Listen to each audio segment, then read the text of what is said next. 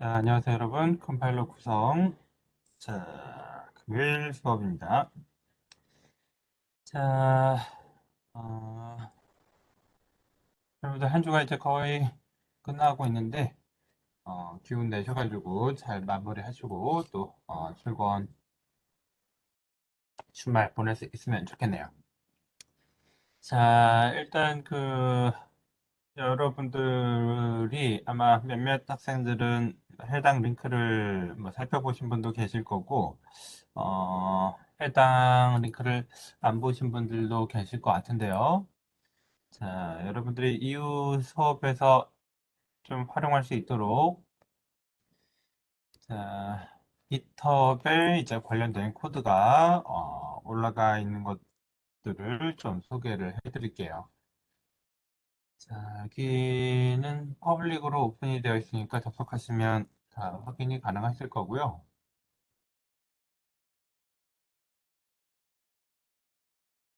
자, 연구실에 이제 GitHub 파일이 되겠습니다. 자, 그래서 요거 간단하게 소개해 드리고, 이 수업을 진행을 하도록 할게요. 자, 아마 1학기 때 형식 언어를 하셨으면 여러분들이, 내가 지금 로그인이 안 되어 있구나.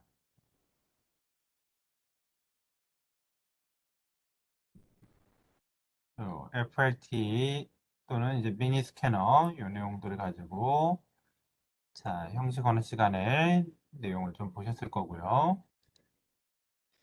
자, 이번에는 이제 CDT 리파지터리에서 자, 여러분들이 필요한 내용들을 좀 이제 찾으실 수가 있을 겁니다. 그래서 해당되는 내용 간단히 소개를 드리면, 먼저 CDT 리파지터리에 들어와 보시면, 자,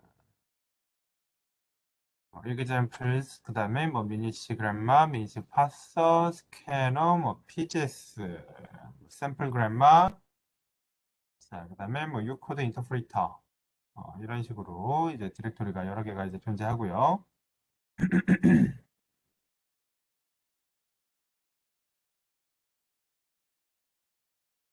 자, examples 파일 들어가 보시면, 자, 이후에 여러분들이 분석하게 될 미니시 코드와 미니시 코드를 이제 컴파일러에 넣었을 때 생성되는 중간 코드, 이 코드 파일이 같이 이제 생성이 되어 있습니다.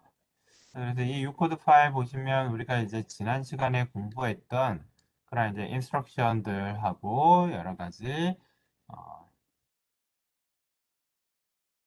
디렉티브들 이렇게 같이 표현되어 있는 것들 확인하실 수가 있고요. 지난 시간에 얘기했던 것처럼 이렇게 컬럼의 위치가 중요하다는 것들 거기에 맞춰서 레이블, 인스트럭션, 그 다음에 오퍼랜드들 위치해 있는 것들 확인을 하실 수가 있습니다. 참고하시면 되겠고요. 해당 U 코드를 생성하기 위한 미니C 코드는 보시는 것처럼 C 코드와 아주 유사하게 C 코드에 이제 서브셋으로 미니C가 이제 정의됐기 때문에 자 이렇게 유사한 코드로 구성되어 있는 것들 보실 수가 있을 거예요. 자 이어서 자 미니C 그래머 파일을 보시면 자 여러분들이 이후 수업에서 이제 사용을 하실 그 다음에 우리 그 8장에서 이제 파서 구현과 관련돼서 미니시 이야기를 이제 잠깐 언급을 했는데 거기서 사용되는 그래마 파일이 되겠습니다. 자, 교재에서는 AST용 그래마와 그 다음에 기본적인 파서 생성용 그래마를 이제 분리를 했는데 우리 수업에서는 따로 분리를 하지 않고 같은 걸 가지고 사용을 할 거기 때문에 여러분들이 이 그래머 파일 가지고 파서를 한번 만들게 되면 이후에 이제 뭐 AST 생성이라던가 혹은 이제 뉴코드 제너레이션에서 변경 없이 그대로 사용을 하실 수가 있을 거예요. 자, 그래서 이 미시 그래머 파일을 들어가 보시면 자, 여기 기본적인 그 페이지에서 명령을 주기 위한 뭐 디렉티브 들어가 있고요. 뭐 트리 정보 만들어내고 그다음에 뭐 리스트 정보 만들어내고 렉시콘이라고 해서 그 토큰으로 사용되는 이제 특별한 토큰들 보통 이제 뭐라고 될까요? 아이덴티파이어하고 이제 리터럴들이 이제 여기 적용이 되게 되죠. 자, 그래서 자, 아이덴티파이어하고 넘버는 자, 여기 뭐라고 해야 될까? 그 문법에서는 표현되지 않고 앞 단계에서 이제 다 처리가 돼야 되는 그 제너럴 타입의 이제 토큰이 되겠습니다.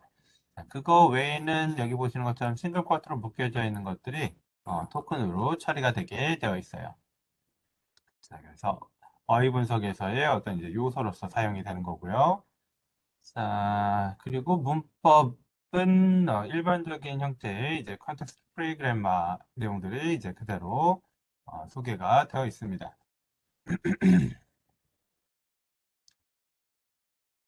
자, 그래서 미니시 언어, 여기 레프트 핸드 사이드가 되겠고요. 자, 요 싱글레로 옆에 라이트 핸드 사이드가 나오게 되죠. 미니시는 트랜스레이션 유닛이 되고요. 트랜스레이션 유닛은 다시 external DCL, 그다음에 이거 끝나는 거예요. 끝날 때 세미콜론 써줘야 돼요. 여기 왜 세미콜론이 없냐면 이 뒤쪽에 AS 노드가 지정이 되어 있기 때문에 그 AS 노드 끝에 이렇게 세미콜론이 적혀 있습니다. AS 노드는 뒤에서 이야기를 할 거예요. 자, 그래서 Translation Unit은 External Declaration 또는 Translation Unit External Declaration. 자, 리커시브하게 표현이 되어 있습니다. 자, 이쪽에 레프트 사이드가 나오지 않기 때문에 자, 이게 지금 쇼폼으로 Translation Unit은 External Declaration도 될 수 있고요. 다시 Translation Unit은 Translation Unit 또는 External Declaration. 자, 이렇게 표현이 되는 문법식입니다. A는 알파 또는 A는 베타하고 똑같은 구조죠. 자, 그 다음에 external declaration은 function definition 또는 declaration 이렇게 구성이 되어 있기 때문에 민시의 전체적인 구조가 전역 변수가 전형이 선언이 되거나 또는 함수가 선언이 되거나 자, 이런 것들이 섞여서 나올 수 있는 그런 구조라는 걸 우리가 알 수 있습니다. 자, 함수의 정의부로 가게 되면 자, 함수의 정의부는 function header, 그 다음에 compound statement. function header는 다시 DCL spec, function name, formal parameter. 자, 그리고 DCL 스펙은 자, DCL specifiers라고 해서 여러 개의 specifiers가 나올 수가 있습니다. 이건 뒤에서 보게 되면 뭐 const, 뭐 int 이런 것들이 이제 섞여서 나올 수가 있다. 자, 그래서 여기 여러 개의 스페시파이어가 나올 수 있는 그러한 이제 구조를 가지고 있습니다. 자, 그 다음에 타입 퀄리파이어 같은 것들 있고, 펑션 네임은 아이덴티파이어. 자, 포멀 파라미터는 괄호가 나오고, 옵셔널 포멀 파라미터 닫는 괄호. 그다음에 옵셔널 포멀 파라미터는 포멀 파라미터 리스트, 그 다음에 아무것도 안 나오는, 세미콜론만 나오니까 이거는 보통 문법에서 표현하는 입실론 표현하고 똑같습니다. 포멀 파라미터들은 파람DCL이 콤마를 기준으로 계속해서 반복되는 그러한 구조로 표현이 됩니다. 자, 이거 그리고 보시면 알겠지만 계속 A는 라지 A는 라지 A, 스몰 A 구조를 가지고 있어요. 그래서 그 전형적인 탑다운 방식의 문법이 아니라 바텀업 방식의 문법이라는 걸 우리가 알 수가 있는 거죠. 자, 이런 식으로 쭉 앞에 선언부 표현이 되고요. BCL 아이템의 디클러레이터가 심플 베리어블, 어레이 베리어블 두 가지 타입이 있다는 걸 알 수가 있고요. 스테이트먼트는 보시는 것처럼 컴파운드 스테이트먼트, 블록 스테이트먼트죠. 익스프레션, 뭐 if, while, do while, switch case, 뭐 labeled, jump, for, return 이런 식으로 표현이 되어 있는 것들을 알 수가 있습니다. 자, 그래서 이거 약간 확장된 문법이긴 한데 여러분들은 좀 이 문법을 좀 한번 사용을 해보시면 좋을 것 같아요. 자, 원래 미니C 교재에는 이러한 그 스위치 문장 같은 것들은 없습니다. 자, 참고하시면 좋겠어요. 스위치 같은 건 없어요. 마찬가지로 이 레벨 스테이트먼트, 케이스가 들어가는 것들도 없죠. 케이스, 디폴트, 컨티뉴, 브레이크 이런 것들 존재하지 않는데 좀 추가가 되어 있다라는 거 나중에 공부하시면서 좀 이렇게 참고하시면 되겠습니다. 자, 그 다음에 뭐 익스프레션과 관련된 내용도 쭉 나오고요. 자, 뭐 프라이머리 익스프레션까지 이렇게 존재되는 거 볼 수가 있습니다. 문법의 사이즈는 그렇게 길지는 않지만 그래도 뭐 아주 작은 숏폼 그램마는 아니라는 거. 자, 그리고 이거를 여러분들 그 PGS에 입력으로 집어넣게 되면 어떤 녀석이 나오게 되느냐? 자, 이런 거 리스트 파일하고 자, 이 리스트 파일은 이제 문법을 분석한 정보들이 쭉 기술이 되어 있어요. 그래서 문법을 분석하는 과정들 이렇게 쭉그 PG에서 사용되는 인터널 리프레젠테이션이 쭉 표현이 되고요. 자, 그 다음에 여기에 보시게 되면 해당 문법에서 사용하는 이제 전체 터미널 심벌들이 찍히게 됩니다. 자, 그래서 이 터미널 심벌들은 대부분 다 어디서 처리가 돼야 되는 거냐면 스캐너에서 모두 다 핸들링 돼야 되는 거예요. 자, 그래서 이 중간에 해당 문법, 컨텍스트 프리그램마에서 사용된 어떤 터미널들의 정보들이 이렇게 쭉 묶여져서 나오고요. 자, 이 순서대로 파싱 테이블에서 값을 사용하기 때문에 여러분들 그 뭐야 8장에서 배웠죠? 파싱 테이블의 그 가로축에 터미널들 정보하고 그 다음에 그 non-터미널 심벌들의 정보들이 쭉 나오죠. 그리고 세로축에 스테이트에 대한 정보가 나오죠. 그래서 이 각각의 그 순서가 중요하게 되는데 그 순서 정보가 보시는 것처럼 여기 나타나게 됩니다. 낫이 가장 먼저 나오네요. 느낌표 이런 식으로 순서대로 제일 끝에는 닫는 중괄호 순서 정보가 중요하기 때문에 이게 섞이면 제대로 파싱이 안 돼요. 그래서 그 굉장히 좀 주의를 해주시고요. 자, 사용되는 넌터미널 심벌도 역시 이렇게 쭉 정리가 되어 있습니다. 역시, 이 순서대로 진행이 되어 있고요. 자, 그 다음에 아까 여러분들 그 프로그램의 그첫 번째 그래마 룰 제일 끝에 AST 노드 정보가 들어가 있다고 했는데요.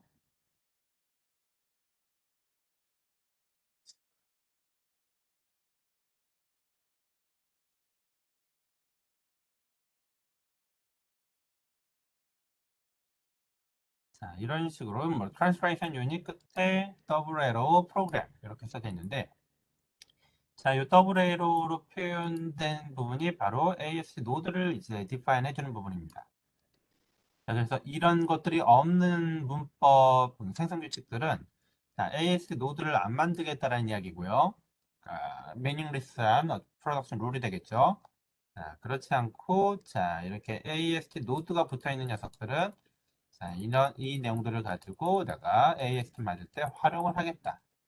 의미가 있는 생성 규칙에 대한 정보라고 보시면 되겠어요. 자, 그래서 그렇게 만들어진 AST의 어떤 정보가 되겠습니다. 이것도 순서 정보가 중요하고요. 그 C 코드 형태로 제너레이션을 했기 때문에 필요하면 우리가 요거를 이제 그대로 복사해가지고 파서 부분에다 집어넣고 이제 활용을 할 수가 있습니다. 문법을 변경하게 된다면 이제 이 순서 같은 것들도 이제 바뀌게 될 거고요. 바뀌게 되면 이런 정보들, 앞서 토큰 정보, 그 다음에 이런 노드 정보 이런 것들을 복사해 가지고 사용을 할 필요가 있어요. 자, 그리고 전체 룰에 대한 어떤 그 분석한 정보들을 한번 이제 출력을 해주고요. 리스트 파일에서. 자,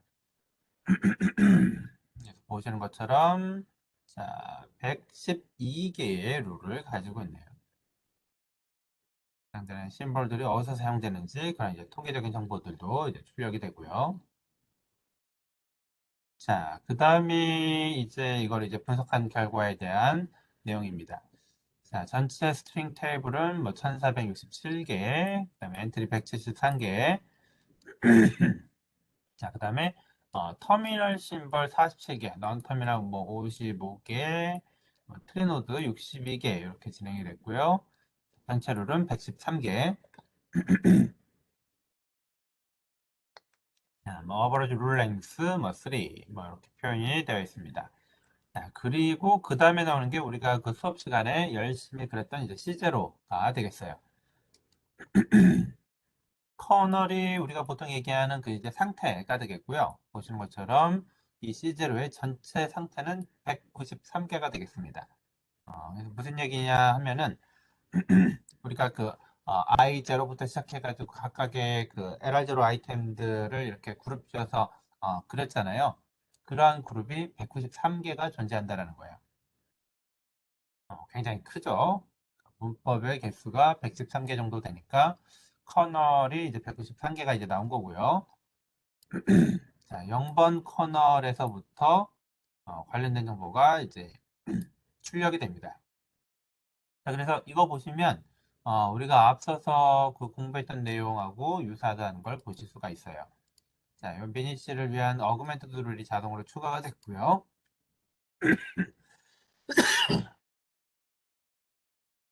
자, 자동으로 추가가 된 거, 그 다음에 자, 여기 마커 들어가 있고요. 미니씨, 그 다음에 요 달러 심벌입니다. 달러 심벌. 문장의 이제 끝을 안내하기 위한 달러 심벌. 그리고 미니씨는 뭐, 뭐, 트랜스레이션 유닛, 클로즈 아이템으로 계속 붙은 거죠. 클로저 유닛은 다시 뭐 dot external 대시에 계속 클로저 오퍼레이션을 구하게 되는 거예요. 자, 이해가 되시죠? 자, 그리고 자, 그 뒤에 붙은 게 이제 고트 그래프를 위한 내용들이죠. 컨스트를 만나면 14번으로 shift, 인티를 만나면 13번, 보이드는 12번, 뭐 디시에 스펙은 11번 등등등. 또 뭐 타입 스페시파이어를 만나면 1번으로 shift,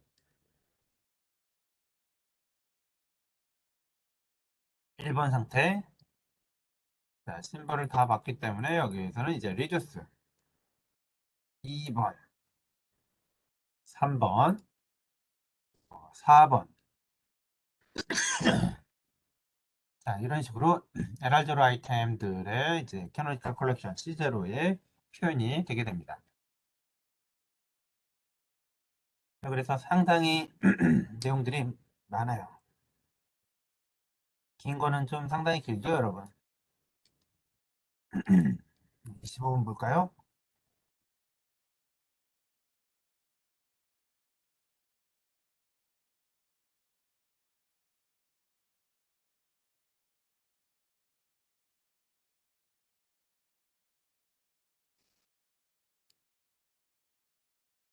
자, 내용이 상당히 길고요. 자, 이거를 우리가 직접 뭐 종이에다가 그려가면서 한다고 생각을 해보시면 꽤나 복잡하고 좀 이렇게 지겨운 그런 이제 작업이 될 거라는 생각이 드실 거예요. 게다가 이제 실수한다라고 생각하면은 좀 더 이제 심각해지겠죠. 자, 그래서 이런 식으로 우리가 관련된 내용들을 여러분들이 확인하실 수가 있습니다. 꽤 길죠. 자, 상당히 깁니다. 네.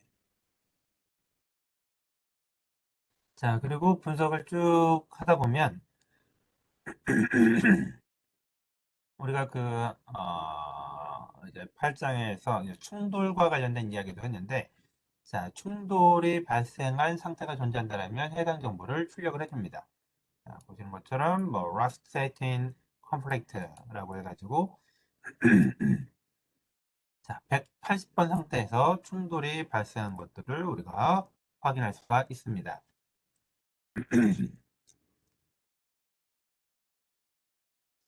자, 그래서 180번으로 가게 되면, 자, 상태가 뭐냐면, 우리 앞서서 봤던 거죠. 댕글링 S 문제. 자, 그게 우리가 그 댕글링 S를 내포할 수 있는 문법을 그대로 사용을 했기 때문에, 자, 거기서 이제 else 심벌에 대해 컴플리트가 발생을 한 걸 볼 수가 있어요. 보시면, 자, else를 봐도 리듀스 58, 자, 또 else를 보면 shift 184. 자, 이렇게 내용들이 들어가 있기 때문에, 자, 여기서 이제 컴플리트가 발생을 하게 되죠. 자, 이런 것들은 우리가 이제 문제가 없도록 특정한 상태를 이제 선택을 해줘야 됩니다. 리듀스를 할 건지, 쉬프트를 할 건지. 자, 해당 커널에 그 생성된 내용들을 한번 우리가 살펴볼 수가 있을 거예요. 자, 요거는 이제 분석된 정보를 좀 사람이 알기 쉽게 출력을 해준 거고요. 실제 프로그램에서 사용되는 그 코드가 같이 제너레이션 됩니다. 자, 그게 이제 minic.table, 테이블 파일이 생성이 돼요. 자, 이건 이제 C 코드 형태로 생성이 되고요. 자, C 코드 형태로 생성이 되면서 임포트 해가지고 쓸 수 있는 그러한 구조를 가지고 있습니다. 자, 그래서 해당 내용들을 보면 자, 이제 파서에서 사용될 수 있도록 이제 레프트 심벌 정보들, 자, 그 다음에 리듀스 할 때 스택의 랭스 같은 것들을 이렇게 좀 조정할 수 있는 라이트 랭스 같은 정보들을 가지고 있어요. 그래서 우리가 그 파서가 이제 분석을 하면서 스택에 있는 내용들이 리듀스 될 때 스택 컨텐츠를 계속 이렇게 일정 길이만큼 팝해야 되는데 그 길이에 대한 어떤 길이 정보들. 자, 그리고 실질적인 C0 정보가 들어가 있는 게 바로 이 파싱 테이블입니다. 0번 상태, 아까 커널 제로하고 매핑이 되는 거예요. 자, 1번 상태. 그러면 우리가 볼 수 있는 게 아까 이제 180번이겠죠.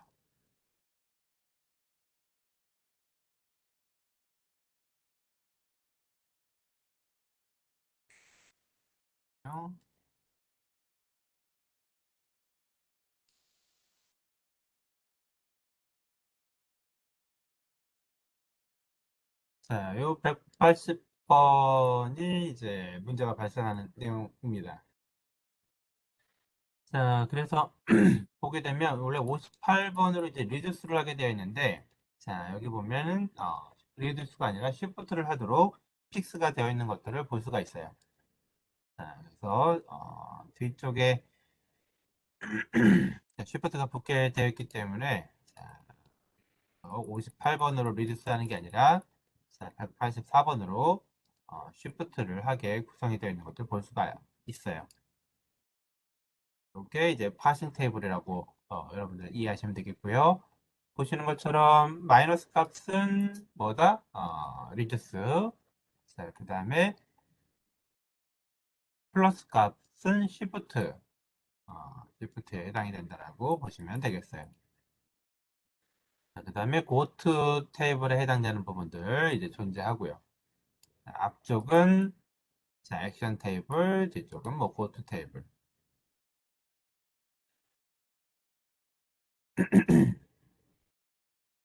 자, 이런 식으로 이제 구성이 되어 있다라고 이해를 하시면 되겠습니다. 자, 그리고 보시면 아시겠지만 0으로 들어가 있는 값들이 굉장히 많죠. 우리는 이거 수업 시간에도 이야기를 했어요. 0으로 들어가 있는 것들은 전부 다 뭐라고 했나요? 전부 다 에러 상태라고 이야기를 했고요. 자, 보시면 에러 상태가 굉장히 많죠. 굉장히 많아요. 그래서 실질적인 어떤 그 파싱 액션과 관련된 것들, 쉬프트 리듀스와 관련된 것들은 일부만 들어가 있습니다. 그래서 이러한 그 파싱 테이블을 우리가 스파스 매트릭스라고도 이야기를 하고요. 0이라고 들어가 있는 값들은 나중에 그 에러 리커버리 루틴이 붙게 되면 여기에다 이제 픽스가 되어야 됩니다. 그래서 에러 리커버리를 위한 어떤 정보들이 여기 이제 하나씩 이제 다 들어가게 돼요. 자, 그래서 이런 내용들을 좀 이제 참고하시면 좋겠고요. 자, PGS를 겸사겸사 한번 사용하는 방법을 소개를 드리면, 화면 잘 나오고 있나요?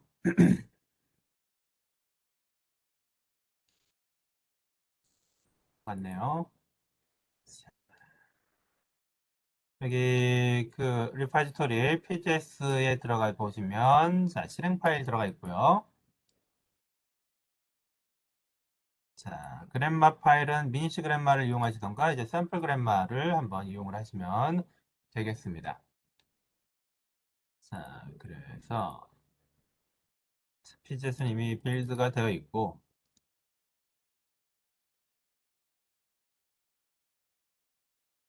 빌드 해볼까요?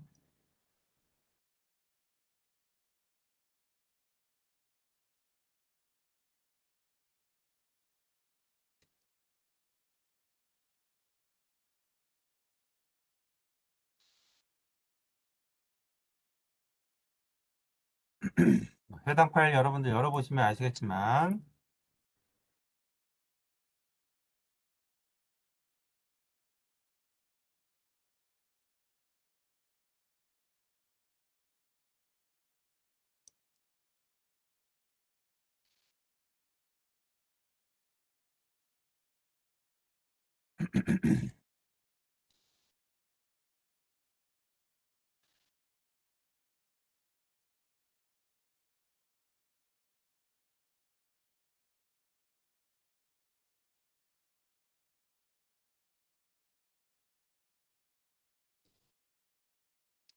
자, 이렇게 아주 뭐 심플한 문법. 이거 우리가 그 수업 시간에 한번 봤던 문법이고요.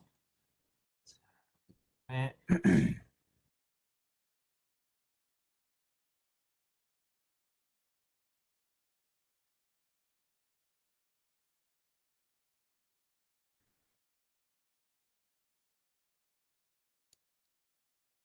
이런 것들도 이제 수업 시간에 봤던 문법이죠. 뭐, 좀 더하기하고 곱하기만 들어가 있네요. 익스프레션, 텀, 뭐, 텀, 팩터, 괄호. 자, 이런 것들도 다, 우리가 그 교환해 있던 것들을 이 페이지에스가 인식할 수 있도록 좀 변경을 해준 겁니다. 자, 그래서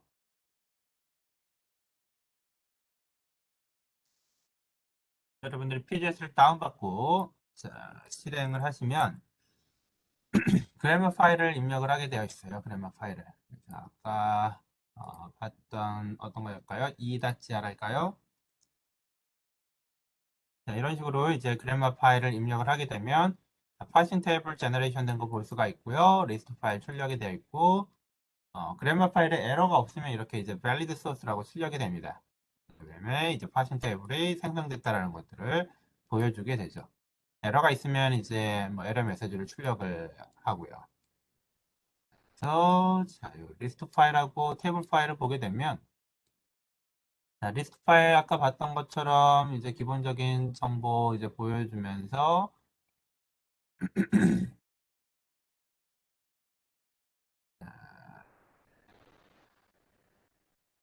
자, 사용된 여러 가지 심볼 정보들, 터미널 심볼 정보들, 넌 터미널 심볼 정보들, 뭐 ASD 노드 정보들 출력을 해주고요.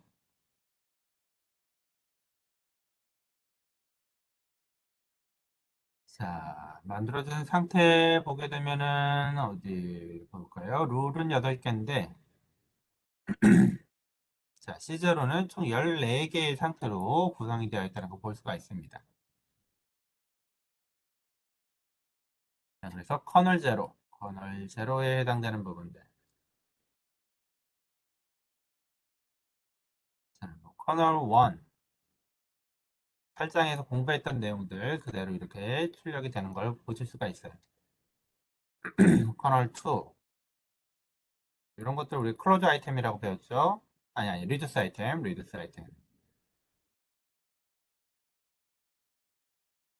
자, 이거는 마커 심볼이 이제 중간에 들어가 있네요. 이런 것들. 커널 3. 더하기를 보면 그 다음에 T를 분석해야 되니까 해당되는 그 커널들이 정리가 되어 있을 거고요. 자, 해당 상태는 9번 상태가 되어 있네요. 자, 이런 식으로 여러분들이 PGS 실행하고 문법 집어넣으면 결과를 보실 수가 있을 거예요. 조금 큰 거 볼까요? 미니 B. 요거는 이제 이제는 이제 파스칼 같은 것들 이제 분석할 때 이제 많이 썼던 건데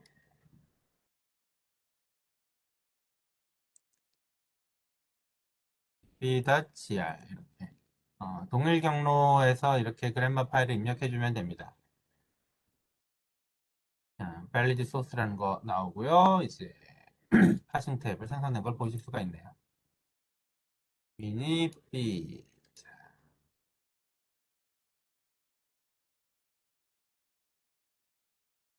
자, 미니 B다 리스트 파일 굉장히 크네요. 자,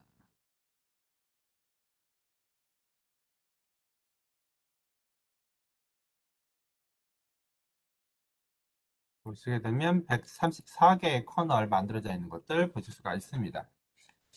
자, 그래서 이게 자그만 문법인데도 커널 사이즈가 커지고요. 이 이제 C++ 같은 케이스로 가게 되면 커널 사이즈가 뭐 900개가 넘어요.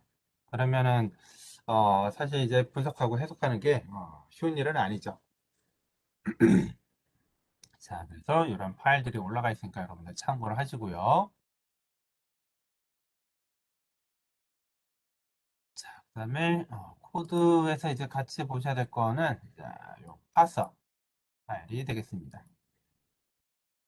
교재에 소개되어 있는 내용 그대로 다 올라가 있고요.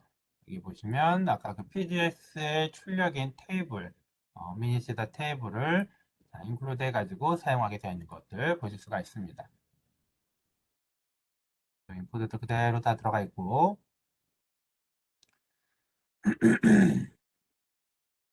자, 파서가 이제 스캐너를 호출하면서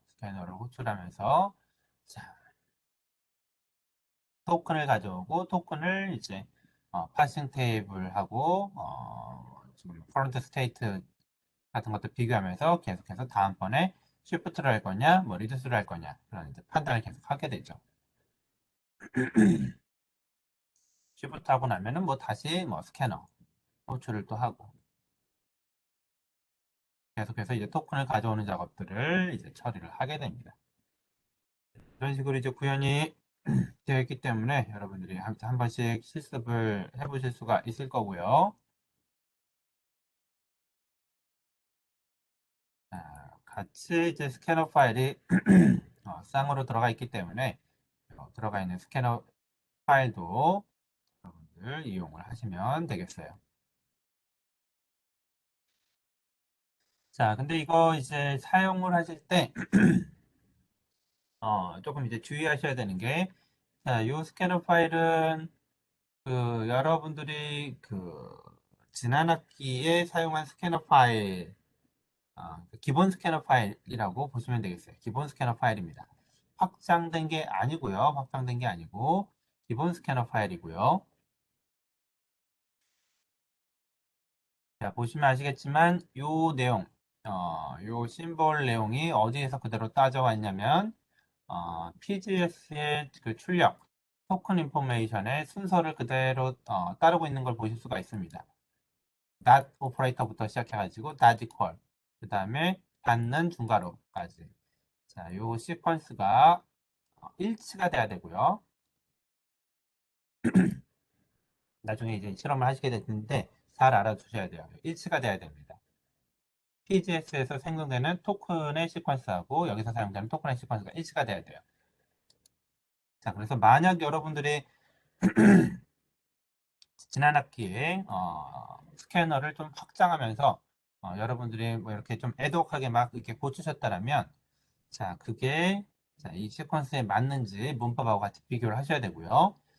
자, 그리고 이거는 그 문법하고 매칭이 되어서 스캐너가 만들어져 있지만 잘 보시면 자, 이게 확장 전의 문법입니다.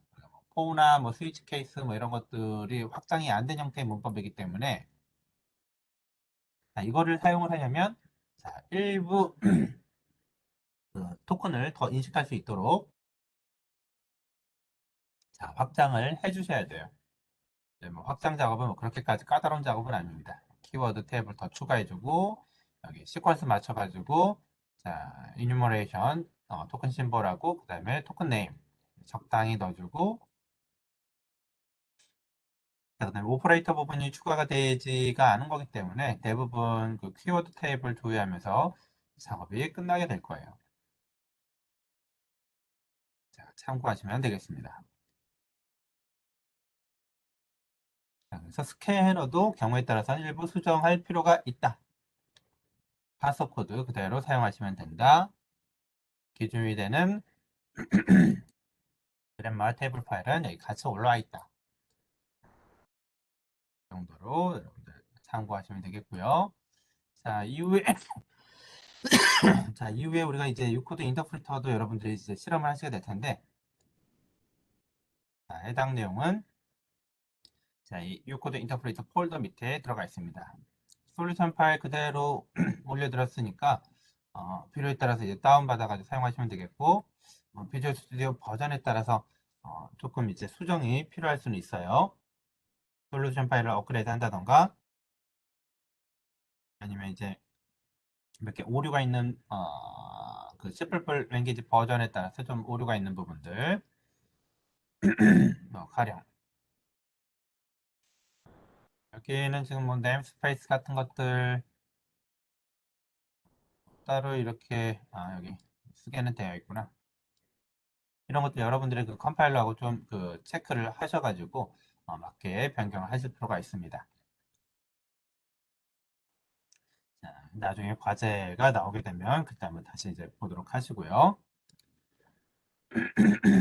자, 이 리파지터리에 올라가 있는 여러 가지 내용들 충분히 잘 살펴보시면서 공부하실 때 자료로 활용하시면 되겠어요. 자, 그래서 내용들이 좀 여러 개가 있어 설명하는데 조금 시간이 걸리긴 했는데 자, 해당되는 내용들 잘 보시고 여러분들 그 프로그래밍 구현하실 때 잘 활용하시면 좋겠습니다. 만약 그 이해가 좀 잘 안 가는 부분 있으면 좀 질문을 하시고 진행을 하시면 되겠습니다. 자, 저나 이제 조교에게 좀 질문을 하셔가지고 들으시면 좋을 것 같아요. 자, 여기까지 이제 기본적인 내용들 다 이야기를 했고요. 자, 오늘 9장 나머지 부분 한번 보도록 하겠습니다.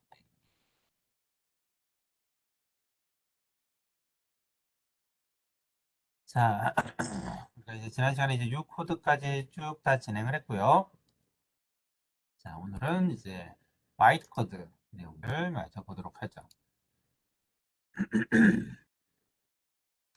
자, 바이트 코드는 여러분들이 아시는 것처럼 자바 버추얼 머신에서 사용이 되는 녀석이죠. 그래서 자바 소스 파일이 들어오게 되면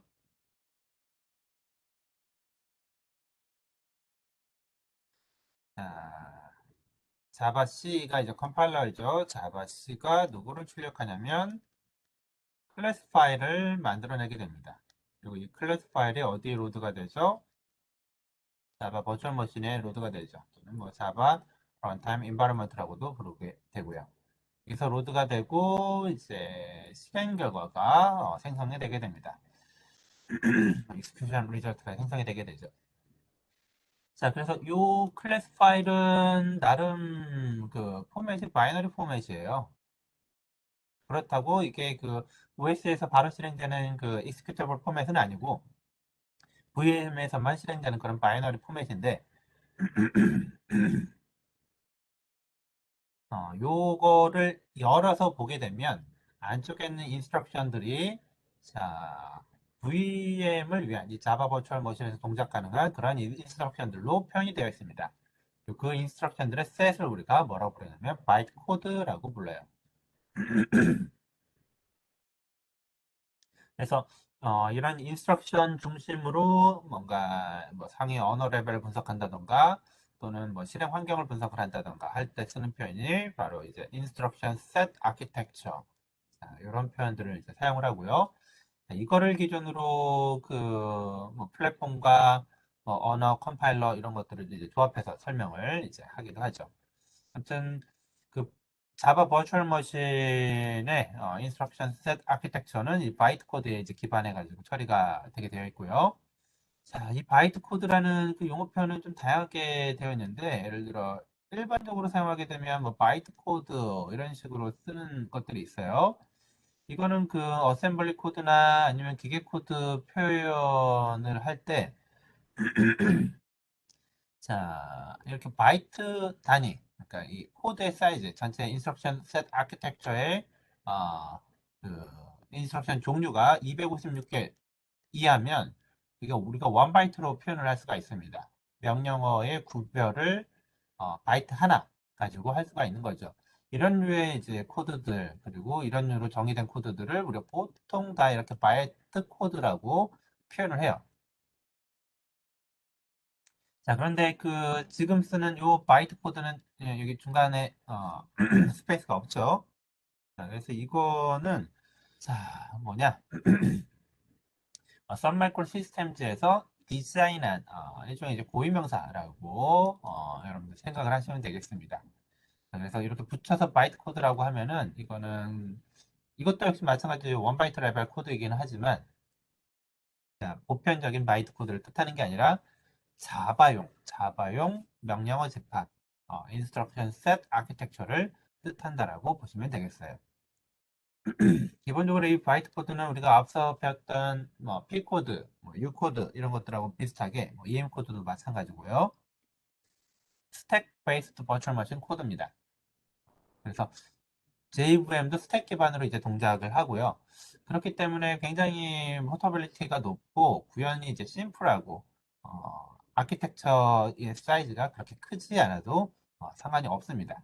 다만 문제가 뭐냐면 스택 베이스드 버추얼 머신을 쓰게 되면 실행 속도에 문제가 생기게 돼요. 우리가 일반적으로 그 네이티브 머신에서 이제 바로 동작을 할 때에 비해 버추얼 머신 쓰게 되면 속도가 떨어지게 되는데 스택 베이스드 버추얼 머신 쓰게 되면 속도 저하가 더 커집니다. 그래서 속도가 이제 상당히 느렸고 자바 얘기하면은 항상 이제 같이 나오는 게 속도 문제가 같이 나오죠. 그게 초창기에는 훨씬 더 심했어요. 뭐 이런 것들을 이제 계속 개선하면서 나온 것들이 핫스팟 또는 AOT 여기서 얘기하는 뭐 JIT 그래서 VM 코드를 뭐 네이티브 코드로 이렇게 바꿔서 실행을 하는 그러한 테크닉도 이제 있게 되는 거죠. 아무튼 속도 문제가 굉장히 크고요.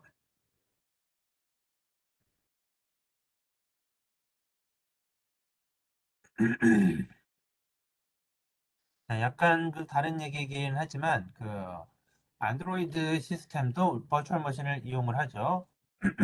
안드로이드 시스템에 들어가 있는 버추얼 머신을 우리가 이제 달빅 버추얼 머신이라고 이야기를 하는데 자, 이런 VM이나 뭐 여러 가지 자바 기술이 그 나중에 이 자바의 IP를 산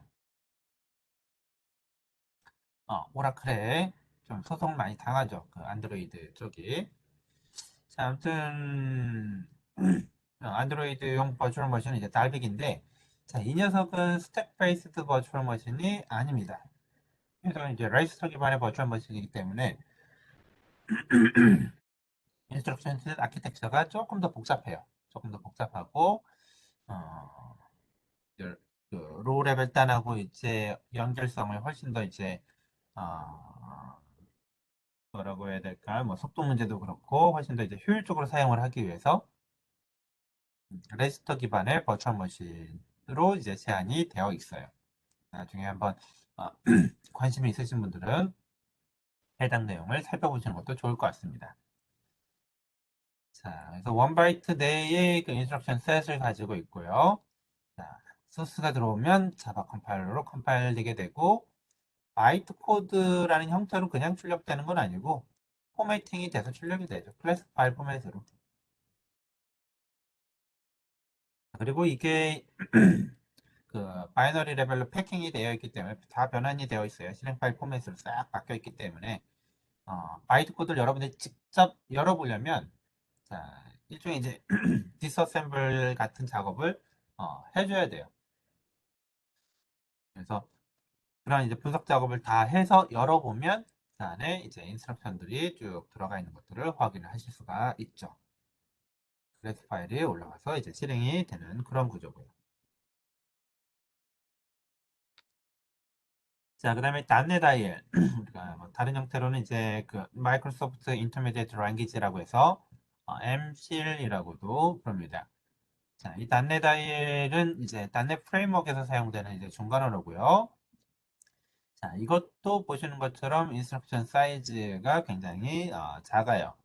자, 그리고 이거는 그 사실은 VM에서 동작하는 형태는 아니죠. VM에서 동작하는 형태는 아니고 그러니까 자바 버추얼 머신에서 어떤 그 스택 버추얼 머신이 있고 그게 실행되는 건 아니고 .NET environment 우리가 그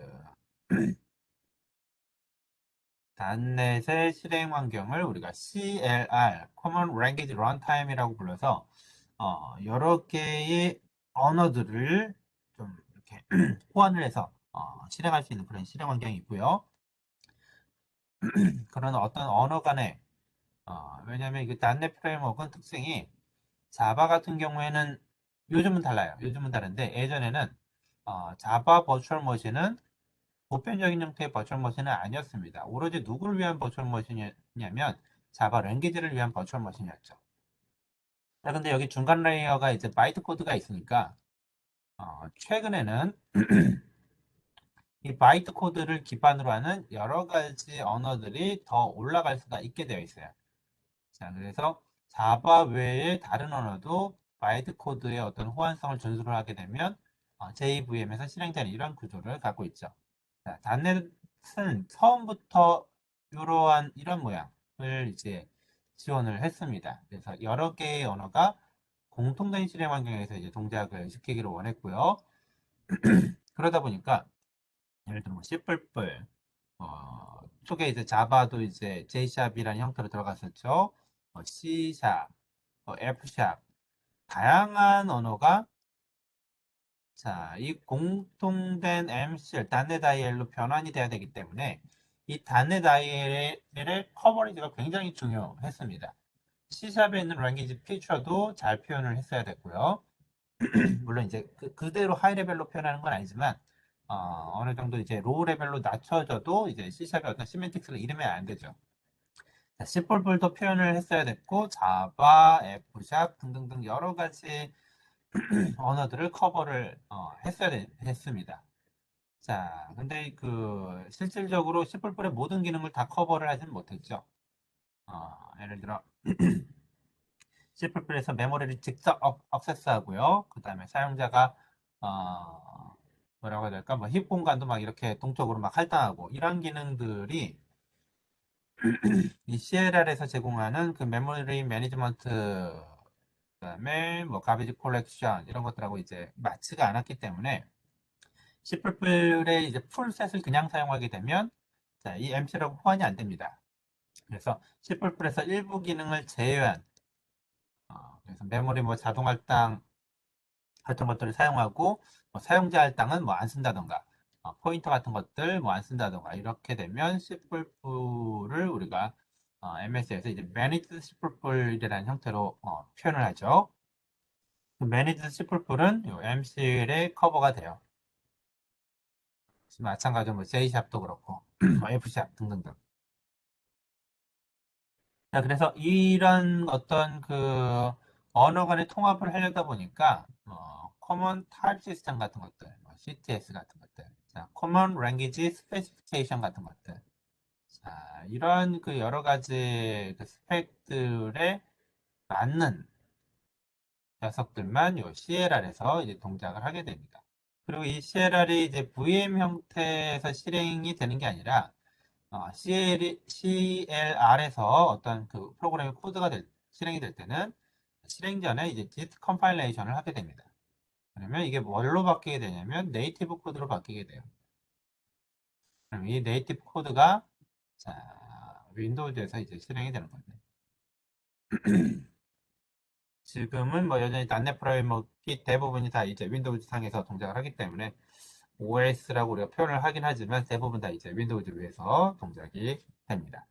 자, 그래서 앞선 이제 자바하고의 특징을 본다라고 하면 그 CLR이라는 어떤 커먼 랭귀지 런타임이 있는데, 자, 이거는 이제 VM 형태는 아니고 네이티브에서 실행이 되면서 여러 가지를 지원해 줄 수 있는 런타임 인바이러먼트,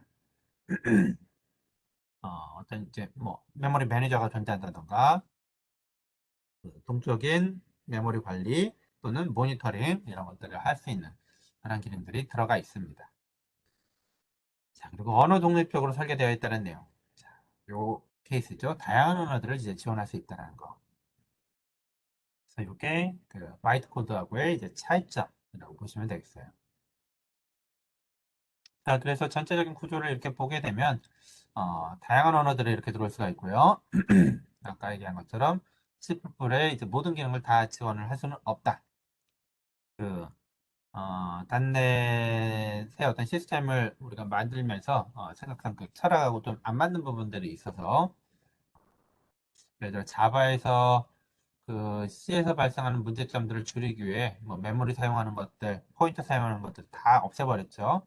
마찬가지로 이제 단넷 IR도 마찬가지예요. 그 메모리를 직접 액세스하고 포인터 쓰고 이런 것들이 그 프로그램의 버그를 굉장히 많이 남기기 때문에 안정적으로 프로그램을 동작시킨다고 봤을 때 굉장히 문제가 많이 됩니다. 그래서 그런 것들을 이제 없애기 위해서 이제 C++의 이제 일부 기능만 이제 가져와서 이제 Managed C++이라는 이름 형태로 바꿨고요. 컴파일을 하게 되면 자 보통 exe 파일로 바로 나오게 되는데 사실은 뭐 우리가 중간 단계를 볼 수가 있어요. 그래서 확장자가 이제 IL 형태로 출력이 되는데 자, 이 IL 파일을 우리가 이 ex 파일에서 뭐 IL, 디어셈 같은 이제 프로그램을 이용하게 되면 디스어셈블러를 이용해서 IL 파일을 꺼내 볼 수가 있고요. 여기 안에 이제 단넷 IL로 표현이 되어 있는 인스트럭션들을 우리가 다 확인할 수가 있습니다. 자, 그 구조가 이제 좀 복잡한데 이야기가 나왔으니까 말씀드리겠지만 윈도우즈에서 ex 파일이 실행 파일이잖아요, 여러분들. start.exe 파일, 여기 실행 파일인데 똑같은 확장자 exe를 가지고 있더라도 이게 모두 다 같은 exe 파일이 아닙니다. 자, 이 단넷 환경에서 개발이 된 exe 파일은 우리가 pcop 포맷이라고 불러요. 자, 그래서 요거는 단넷에서 실행이 되고 ILDSM으로 꺼내볼 수가 있어요. MCL이 들어가 있는 것들은. 자, 근데 옛날 C++, 매니저 C++이 아니라 이제 그냥 C++, 별도의 C 파일 이런 것들, 그래서 단넷 프레임워크에서 지원이 안 되는 그런 언어 가지고 컴파일을 하게 되면 그것도 역시 exe 파일로 나오게 되는데 그런 것들은 파일 포맷이 다르기 때문에 안쪽에 이렇게 MC 코드가 들어가 있지 않죠. 정말로 이제 네이티브 코드가 들어가 있기 때문에 그건 이제 OS에서 바로 실행이 되고요. P코프 파일 형태로 되어 있는 거는 안에 이제 단넷 인스트럭션이 들어가 있기 때문에 그냥 실행은 안 돼요. 그래서 이게 뭘로 바뀌어야 되냐면, 자, 실행이 가능한 네이티브 코드로 바뀌어야 되죠. 실행 시점에서 적시에 실행이 된다고 해서 우리가 just in time, compilation이라고 부릅니다. JIT 컴파일러, JIT 컴파일레이션 이렇게 이제 부르는 용어죠. 자, 그래서 구조가 조금은 틀리다라는 거 잘 알아두시면 좋겠어요. 자, 그래서 자, 여러분들에게 이제 과제가 나게 됐네요. 자, 여기 어사이먼트를 이제 주라고 되어 있으니까 여러분들 아까 이제 보셨던 유코드하고 파서 같은 것들 한번 간단히 구현을 해보시면 좋겠습니다. 자, 인터프리터도 코드가 제공이 되니까 코드를 여러분들이 한번 이렇게 빌드를 해보시고, 자, 그 다음에 자, 샘플 프로그램 한번 만들어서, 여기는 뭐 파일 멤버 구하라고 되어 있지만, 자, 사실 그 어디죠? 아까 리파지터리에 다 있어요. 리파지터리에 보시면 자, example에 버블 소팅을 하는 미니C 코드와 U 코드, 커멘트 처리하는 것들, 팩토리얼. 자, 이건 이제 팔랜드롬 넘버. 자, 이 프라임 넘버. 자, 우리 친구가 이것만 쏙 뺐나? 퍼펙트 넘버에 U 코드는 있는데, 자, 프라임 넘버에 U 코드만 쏙 빠졌네요. 자, 이것만 쏙 빠져있네. 이거 의도한 건 아닌데, 의도한 건 아닌데, 프라임 넘버에 U 코드만 빠져있네요. 자, 그럼 완전수의 미니시 코드는 이렇고요. 서메이션하고 리마인더 계산해가지고 뭐 처리하는 건데, 자, 그거를 U 코드로 바꾸면 자, 이런 코드들이 나오게 됩니다. 한번 비교를 해보면서 어떤 코드면 어떤 U 코드, 어떤 코드면 어떤 U 코드 이런 것들 보실 수가 있고요. 프라임 넘버 계산하는 거는 이러한 형태네요. 별도의 함수는 없고 메인 펑션 안에서 자, 처리를 하는 그러한 구조인데 변수 5개를 활용을 하네요. 5개, 그 다음에 글로벌 변수 하나. 자, 프라임 넘버 U 코드만 쏙 빠져 있네요. 한번 여러분들 계산해 보시는 것도 좋을 것 같습니다. 자, 그래서 과제는 제가 몇 가지 내용들을 더 넣어드릴 테니까 한번 U 코드로 프로그래밍을 해서 자, 인터프리터로 한번 실행을 해보시면 좋을 것 같아요. 자, 내용들을 이제 다시 마무리를 하게 되면 우리가 IL을 이용해 가지고 컴파일러의 어떤 그 포터빌리티 같은 것들을 높일 수가 있고요. 전단부, 후단부 이렇게 잘 만들어 가지고 처리할 수가 있다. 중간에서 사용되는 아주 중요한 그런 컨셉이다. 그리고 사용을 하는 어떤 장점, 단점 이런 것들이 다 있다라고 이야기를 했죠. 자, 이런 IL을 우리가 이제 분류를 할 수가 있습니다. 분류라는 크리테리아가 이게 여러 가지가 있어요. 보시는 것처럼 어, 인터미디어트 레벨이 이제 얼마나 되느냐, 얼마나 소수 쪽에 가깝냐, 얼마나 로우 레벨에 가깝냐. 그래서 경우에 따라서는 중간 레벨에 있는 그러니까 소스 코드와 하드웨어의 딱 가운데에 있는 이런 이제 IL을 쓸 필요도 있을 거고요. 경우에 따라서는 소스 코드에 훨씬 더 가까운 IL을 우리가 활용을 해야 될 수도 있을 겁니다. 가령 AST 같은 경우는 굉장히 소스 코드에 가깝죠.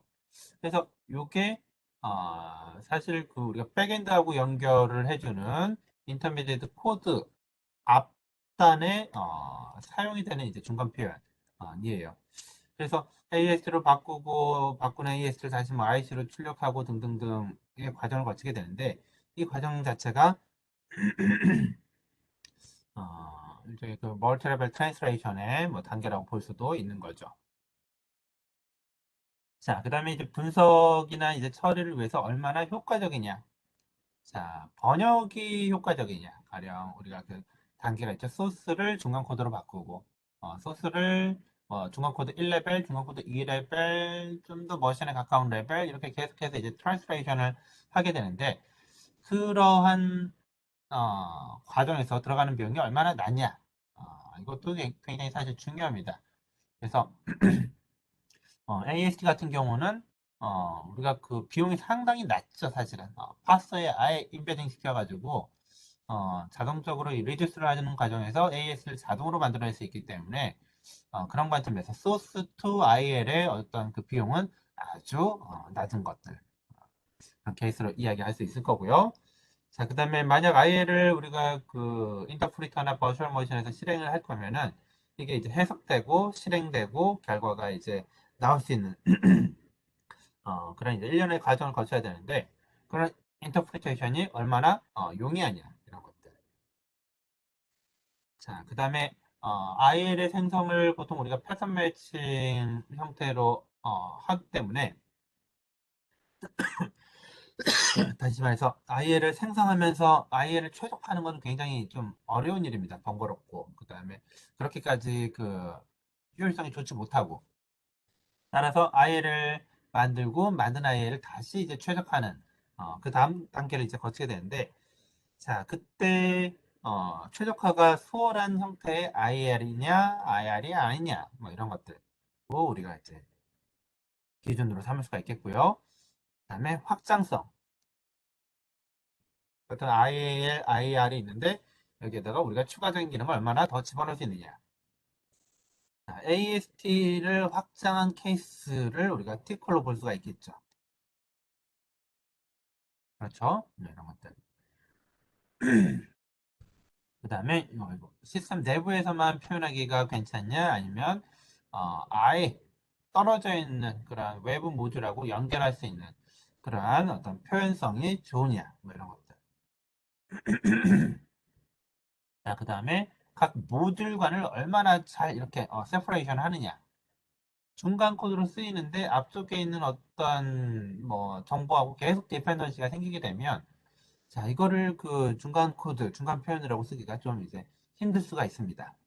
그래서 중간 코드가 딱 생성이 되고 나면 앞단 모듈은 더 이상 우리가 필요가 없을 정도로 이게 명확하게 구별이 되면 좋겠죠. 자, 이러한 뭐 5개의 컨셉으로 우리가 IL을 비교 분석을 할 수가 있을 거예요. 자, 그래서 해당되는 내용들로 이제 쭉 그동안 배웠던 내용들을 이제 정리한 표입니다. 자, 그래서 A는 이제 좋다라고 우리가 평가할 수 있는 거고요. 뭐 상중하로 표현된 거라고 보시면 되겠어요. 자, 그래서 policy notation, 3 address code, tree structured code, abstract merging code 이런 것들이 쭉 있다라고 볼 때 우리가 봤던 이제 AST는 인터미디어트 레벨로 볼 때는 조금 낫죠. 소스 코드에 가깝죠. T콜은 시멘틱 인포메이션이 들어가 있기 때문에 자, AST보다는 보다 인터미디어트 레벨이 높다라고 볼 수가 있습니다. 소스에서 IL로 트랜slation 할 때 AST 아주 손쉽죠. 반면 T콜은 자, AST를 만들고 난 다음에 거기다가 정보를 더 부과를 해야 되기 때문에 조금 떨어진다라고 볼 수가 있겠고요. 자, AST는 아무런 어떤 이제 시멘틱 정보가 없습니다. 그래서 이걸 이제 타겟 트랜스레이션을 한다라고 하면은 분석 과정이 이제 꽤나 복잡해지고요. T코는 어떤가요? 이미 어떤 그 타겟의 어떤 트랜스레이션을 위한 시멘틱 정보가 분석이 되어 있기 때문에 조금 더 이제 수월한 특징들. 그다음에 트리 형태이기 때문에 이거가 그냥 바로 인터프리테이션 하기는 쉽지는 않고요. 그런 관점에서 가장 좋은 녀석은 abstract 머신 코드. 자, 이거는 뭐 인터프레이터하고 아예 밀접하게 연결이 되어 있기 때문에 인터프리테이션 하기 아주 이제 손쉽겠죠. 최적화는 자, AST 티코로 굉장히 좋습니다. 자, 이거는 어, 예를 들어 그 커먼 서브 익스프레션 같은 것들을 분석을 한다던가 좀 고수준의 최적화 작업을 할 때 그냥 그 플랫한 스트링 레벨에서 분석을 하기는 어렵고요. 그런 코드더라도 다시 최적화를 위해서 트리 형태로 바꿔요. 분석을 훨씬 더 쉽게 하고 어디서부터 어디까지 같은 영역이고 이런 것들을 판단하기 위해서. 근데 그 자체가 트리 형태니까 이 녀석은 분석하기가 이제 수월한 거죠. 보통은 우리가 앱스트랙트 머신 코드를 쓰더라도 자, 최적화하기 전에 이거를 트리로 바꿔가지고 다시 처리를 합니다. 어, 알고리즘을 좀 효과적으로 만들기 위해서 데이터 스트럭처를 트리를 많이 써요. 리스트나 아니면 스트링을 그대로 놓고 뭔가 처리하는 일들은 거의 없다라고 보시면 되겠어요. 자, 그 다음에 external representation은 요 앱스 머신 코드가 아주 높겠죠. 이거는 아예 분리를 할 수가 있으니까. 가령 자바의 바이트 코드 같은 것들. 클래스 파일로 아예 떨어져 나오잖아요. 이거를 VM에 넣으면 실행이 되는 거고, 혹은 뭐 다른 뭐 뷰어나 다른 프로그램에 넣으면 그 프로그램의 목적에 맞게 동작이 되는 거겠죠. 확장성 같은 거 있죠. 확장성. 괜찮고요.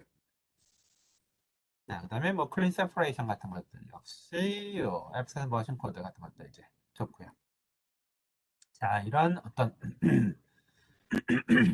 여러 가지 중간 코드, 중간 언어를 우리가 이제 분석한 내용들이 이제 한 표에 이제 정리가 되어 있으니까 여러분들 이런 내용들을 가지고 나중에 필요에 따라서 또 활용을 하시면 되겠습니다. 자, 오늘은 여기까지 하도록 하겠고요.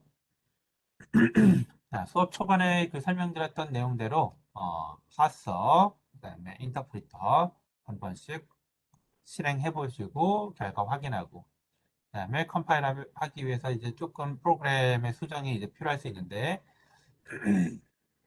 그렇게 어렵지 않게 여러분들 수정을 하실 수가 있을 겁니다. 자, 만약 진행하다가 좀 이렇게 막히는 부분이 있으면은 언제든지 질문을 해주시기 바래요. 자, 오늘 여기까지 하겠고요. 혹시 질문 있으신 분 계실까요? 자, 없나요? 자, 과제하면서 아마 질문이 생길 수 있는데 주저하지 마시고 언제든지 편하게 질문하시기 바랍니다. 자, 그러면 오늘 여기까지 하도록 하겠고요. 우리 다음 시간에 다시 보도록 하겠습니다.